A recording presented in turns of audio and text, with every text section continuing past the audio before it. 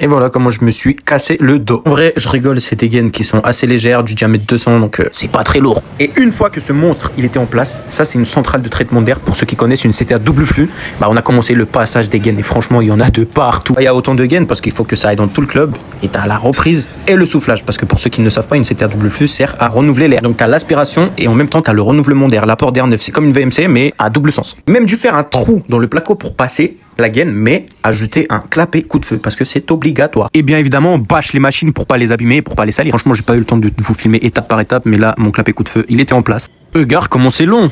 Et là, une fois qu'on a accroché toutes les gaines, bah on était en train de mettre de la pâte étanche. Petite astuce pour ton perfo, quand t'as pas d'aspirateur et que tu veux pas salir le sol et tu veux pas faire de la poussière partout, tu coupes une bouteille qui traîne dans ton camion, tu l'enfiles sur ton perfo et regarde-moi ça. Là, tu peux aller et toute la poussière va tomber dans la bouteille et t'auras qu'à la vider, soit dans la poubelle, soit à l'extérieur. Pas magnifique. Là, j'étais en train de couper un bout de gaine de 2 mètres parce qu'il me manquait un tout petit bout pour finir. Et bah maintenant, en fait, il reste juste à raccorder vers l'extérieur la CTA.